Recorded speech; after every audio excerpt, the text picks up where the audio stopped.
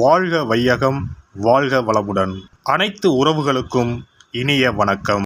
அக்னி கிரகமான சூரிய பகவான் மற்றொரு நெருப்புக்கோளான செவ்வாயின் ஆதிக்கத்தில் உள்ள விருச்சிக ராசியை கடக்கும் சுமார் 1 மாத காலத்தையே நாம் கார்த்திகை மாதம் என்றும் விருச்சிக மாதம் என்றும் அழைக்கின்றோம். துலாம் ராசியில் தனது வீரியத்தை தானே குறைத்து கொண்ட சூரிய பகவான் மீண்டும் தனது பூரண வீரியத்தை பெற்று வலம் வரும் மாதமே கார்த்திகை மாதம் எனவும் விருச்சிக மாதம் எனவும் கூறுகின்றோம். நிகழும் ஸ்ரீ மங்களகரமான விசுவாசு ஆண்டு நவம்பர் மாதம் 17ஆம் தேதி திங்கட்கிழமை அன்று மகா பிரதோஷம் கூடிய நன்னாளில் துவாதசி திதியில் சித்திரை நட்சத்திரத்தில் பிரீத்தி நாம யோகத்தில் சித்த யோகத்தில் இந்த மகத்தான கார்த்திகை மாதம் பிறக்கின்றது.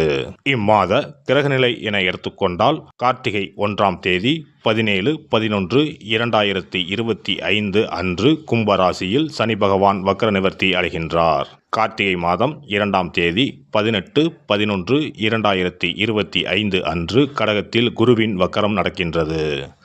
கார்த்திகை மாதம் 11ஆம் தேதி 27/11/2025 அன்று விருச்சிக ராசியில் சுக்கிர பகவானும், கார்த்திகை மாதம் 20ஆம் தேதி 6/12/2025 அன்று தனுசு ராசியில் செவ்வாய் பகவானும், கார்த்திகை மாதம் 20ஆம் தேதி 6/12/2025 அன்று விருச்சிக ராசியில் புதன் பகவானும் பயிற்சியாகின்றனர். இந்த கிரக அமைப்பினால் உங்கள் வாழ்வில் உண்டாகும் சுப மற்றும் அசுப பலன்கள் என்ன என்பதனையும், அசுப பலன் ஏற்படுமாயின் ராசிக்காரர்கள் செய்ய வேண்டிய பரிகாரம் என்ன, வழிபட வேண்டிய தெய்வம் யார் என்பதனை பற்றியும் விரிவாக காண்போம். பிறக்கப் போகும் இம்மாதத்தில் உங்கள் வாழ்வில் வளமும் நலமும் செல்வ செழிப்பும் பெற்று வாழ்வில் உயரிய நிலையை அடைய எல்லாம் வல்ல பெருமானை வேண்டி விரும்பி கேட்டுக்கொள்கிறேன். கும்பராசி அன்பர்களே, இம்மாத கிரக நிலைகளை ஆராய்ந்து பார்க்கும் பொழுது மாத தொடக்கத்திலேயே உங்கள் ராசிநாதன் சனி வக்ர நிவர்த்தியாகி பலம் பெற்று சஞ்சரிக்கிறார். எனவே இனி ஆரோக்கியம் சீராகும். பம்பரமாய் சுழன்று பணிபுரிவீர்கள். மந்த நிலை மாறி மகிழ்ச்சியான நிலை அமையும். இந்த மாதத்தில் இல்லத்தில் சுபகாரியங்கள் நடைபெறும். எடுத்த முயற்சிகளில் வெற்றி கிடைக்கும். பொருளாதாரத்தில் நிறைவு ஏற்படும். தொழில் வளர்ச்சி கருதி மாற்றினத்தவர்களை பங்குதாரர்களாக சேர்த்துக்கொள்ள முன் வருவீர்கள். குடும்பத்தில் ஒருவருக்கு மேற்பட்டவர்கள் சம்பாதிக்கும் யோகம் உண்டாகும். மாதத்தின் தொடக்க நாளிலேயே உங்கள் ராசியில் சஞ்சரிக்கும் சனி பகவான் வக்ர நிவர்த்தி ஆகிறார். இது நன்மைதான். அதே நேரம் 12ஆம் இடத்திற்கு அதிபதியாகவும் சனி விளங்குபவர். எனவே இக்காலத்தில் நல்ல சம்பவங்கள் பலவும் நடைபெறும். நடக்கும் செயல்களில் வெற்றி கிடைக்கும். பொருளாதார நிலை உயர்வடையும். புண்ணிய கைகாரியங்களுக்கு கொடுத்து உதவுவீர்கள். வாழ்க்கை பாதையில் புதியவர்களை சந்திக்கும் சூழல் உருவாகும். அவர்கள் வாயிலாக பொருளாதார நிலை உயர வழிவகுத்துக் கொள்வீர்கள். அரசியல் களத்தில் இருப்பவர்களுக்கு எதிர்பார்த்த பலன் கிடைக்கும். மாத தொடக்கத்தில் குரு பகவான் உங்கள் ராசிக்கு 6ஆம் இடத்தில் உச்சம் பெற்று சஞ்சரிக்கிறார். உங்கள் ராசிக்கு 2 மற்றும் 11 ஆகிய இடங்களுக்கு அதிபதியானவர் குரு பகவான். அங்கனம் தன லாபாதிபதியான குரு பகவான் கார்த்திகை 2ஆம் தேதி முதல் வக்கரமடைகின்றார். இது அவ்வளவு நல்லதல்ல. தன வரவில் தடைகள் ஏற்படும். புதியவர்களை நம்பி பொறுப்பை ஒப்படைத்து ஏமாற்றத்தை சந்திக்க நேரிடும். மேலும் உத்தியோகத்தில் திடீர் மாற்றங்கள் வரலாம். இது போன்ற நேரங்களில் வியாழக்கிழமை தோறும் விரதம் இருந்து குரு பகவானை வணங்குவது நல்லது.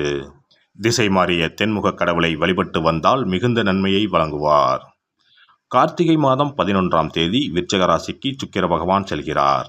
உங்கள் ராசிக்கு 4 மற்றும் 9 ஆகிய இடங்களுக்கு அதிபதியானவர் சுக்கிர பகவான். அவர் தொழில் ஸ்தானத்திற்கு வந்து அங்குள்ள செவ்வாய் மற்றும் சூரியனோடு இணைகின்றார். எனவே சுக்கிரமங்கல யோகம் உருவாகிறது. பிள்ளைகளின் கல்யாணம் சம்பந்தமாக எடுத்த முயற்சிகள் கைகூடும்.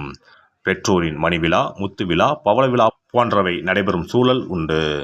ஆடை ஆபரண சேர்க்கை ஏற்படும். அதிகார வர்க்கத்தினரின் ஆதரவோடு பிரச்சனைகளில் இருந்து விடுபடுவீர்கள். கார்த்திகை 20ஆம் தேதி தனுசு ராசிக்கு செவ்வாய் பகவான் செல்கிறார். உங்கள் ராசிக்கு 3 மற்றும் 10 ஆகிய இடங்களுக்கு அதிபதியானவர் செவ்வாய் பகவான். அவர் லாபஸ்தானத்திற்கு வரும் இந்த நேரம் நல்ல நேரம்தான். என்றைக்கோ குறைந்த விலைக்கு வாங்கி போட்ட இடம் இப்பொழுது அதிக விலைக்கு விற்று லாபத்தை கொடுக்கும். புதிய கூட்டாளிகள் வந்திணைவர். தள்ளி சென்ற ஒப்பந்தங்கள் தானாக வந்து சேரும். அரசு வழியிலும் சலுகைகள் கிடைக்கும். பொருளாதாரத்தில் நிறைவு ஏற்படும். உடன்பிறப்புகளின் திருமண விழாக்களை முன்னின்று நடத்தி வைப்பீர்கள். கார்த்திகை மாதம் 20ஆம் தேதி விருச்சிக ராசிக்கு புதன் வருகின்றார். உங்கள் ராசிக்கு 5 மற்றும் 8 ஆகிய இடங்களுக்கு அதிபதியானவர் புதன் பகவான். அவர் தொழில் ஸ்தானத்திற்கு வரும் இந்த நேரத்தில் அங்குள்ள சூரியனோடு இணைவதால் புத ஆதித்ய யோகம் ஏற்படுகிறது. எனவே அரசு வழியில் எதிர்பார்த்த நன்மைகள் கிடைக்கும். உத்தியோக முயற்சி பலன் தரும். ஊர் மாற்றம், வீடு மாற்றம் பற்றிய சிந்தனை அதிகரிக்கும். தொழிலில் பழைய கூட்டாளிகளை விலக்கிவிட்டு புதிய கூட்டாளிகளை இணைத்துக் கொள்ள முன்வருவீர்கள். உறவினர்களின் பகை அகலும். பொது வாழ்வில் உள்ளவர்களுக்கு எதிர்பார்ப்புகள் நிறைவேறும். வியாபாரம் மற்றும் தொழில் செய்பவர்களுக்கு ஒரு தொகை செலவழித்த பிறகே அடுத்த தொகை கரங்களில் புரளும். உத்தியோகத்தில் உள்ளவர்களுக்கு மாற்றமும் ஏற்றமும் உண்டு. கலைஞர்களுக்கு எண்ணங்கள் ஈடேறும். மாணவ மாணவிகளுக்கு போட்டிகளில் வெற்றி கிடைக்கும். பெண்களுக்கு பிரச்சனைகள் படிப்படியாக குறையும். மாத கடைசியில் மகிழ்ச்சி அதிகரிக்கும். இம்மாதம் வராகி அம்மனை வழிபாடு செய்வதால் வளர்ச்சி ஏற்படும். திங்கள் மற்றும் சனிக்கிழமைகளில் அருகிலுள்ள திருக்கோவில் ஒன்றில் மாலையில் தீபம் ஏற்றி வந்தால் அற்புத பலன்கள் கிடைக்கும். காலை நேரத்தில் சிறிது எள், நெய், பருப்பு சேர்த்த 5 சாத உருண்டைகள் காகத்திற்கு வைத்து வந்தால் அற்புதமான பலன்கள் கிடைக்கும். இம்மாதம் பணத்தேவையை பூர்த்தி செய்யும் நாட்கள் நவம்பர் 19, 20, 23, 24, 30. டிசம்பர் 1, 4, 5, 15. மகிழ்ச்சி தரும் வண்ணம் கருநீலம். சிறப்பு பரிகாரம். கழுத்தை நெரிக்கும் கடன் தொல்லையா? தடையின்றி வீட்டில் பணம் புழங்க கை கொடுக்கும் வெள்ளம் பரிகாரம். எவ்வளவு சம்பாதித்தாலும் கடன் தொல்லைகள் விரட்டி வருகிறதா? கழுத்தை நெரிக்கும் பிரச்சனைகளிலிருந்து விடுபட எளிய பரிகாரங்களை செய்து அதிலிருந்து மெல்ல மெல்ல மீண்டு வரலாம். பெரும்பாலும் கடனில் மூழ்கி இருப்பவர்களுக்கு நிம்மதி என்பதே இருக்காது. ஒவ்வொரு நாளும் ஒவ்வொரு யுகமாக நகரும். சொல்ல முடியாத அளவுக்கு மன உளைச்சலுக்கும் ஆளாவார்கள். இது போன்ற தொந்தரவில் சிக்கியுள்ளோர் பச்சரிசி பரிகாரங்களை செய்யலாம். இந்த பச்சரிசி பரிகாரத்தை வெள்ளிக்கிழமை, பௌர்ணமி வரும் நாட்கள் அல்லது புரட்டாதி நட்சத்திரம் வரும் நாட்கள், சதுர்த்தி நாட்கள் இப்படி ஏதாவது ஒரு நாளில் இந்த பரிகாரத்தை செய்யலாம். பிரம்ம முகூர்த்தத்தில் செய்வது மிகவும் நல்லது. இதற்கு ₹1 நாணயம் மொத்தம் 11 எடுத்துக்கொள்ள வேண்டும். நாட்டு மருந்து கடைகளில் கிடைக்கும் புனுகு என்ற பொருள், ஜாதிக்காய், ஏலக்காய் போன்றவற்றையும் வாங்கி வைத்துக் கொள்ள வேண்டும். இப்போது 11 நாணயங்களின் மீதும் இந்த புனுகை சிறிது தடவி விட வேண்டும்.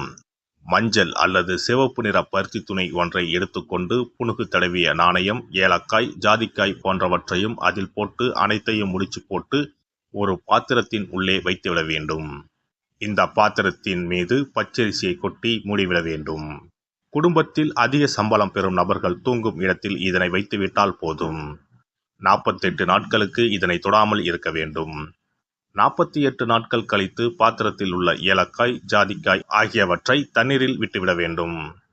பச்சரிசினை எறும்புகளுக்கு தானம் செய்து விடலாம். இதனால் பண கஷ்டம் நீங்கி பணம் பெருக துவங்கும் என்பது நம்பிக்கை. அதேபோல 27 மொச்சை கொட்டைகளுடன் சிறிது வெல்லத்தையும் எடுத்து உள்ளங்கையில் வைத்துக்கொண்டு ஓம் ஸ்ரீ மகாலட்சுமி தாயே போற்றி என்ற மந்திரத்தை 27 முறை சொல்ல வேண்டும். பிறகு ஒரு தண்ணீர் உள்ள ஒரு பாத்திரத்தில் மொச்சக்கொட்டை, வெல்லத்தையும் சேர்ந்து கலந்து பசுமாட்டுக்கு தரலாம் அல்லது ஓடும் ஆற்றில் கரைத்து விடலாம். வாரந்தோறும் வெள்ளிக்கிழமைகளில் தொடர்ந்து 11 வாரம் சூரிய உதயத்திற்கு முன்பாக செய்து வரும்போது பண கஷ்டம் மெல்ல மெல்ல குறைய துவங்கும்.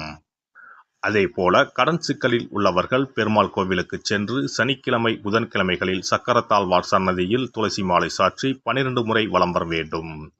இதேபோல் 12 வாரமும் துளசி மாலை சாற்றி பிரார்த்தனை செய்து வந்தால் கடன் பிரச்சனைக்கு விடிவு காலம் கிடைக்கும். அதே போல அரச இலையை வைத்தும் பரிகாரம் செய்யலாம்.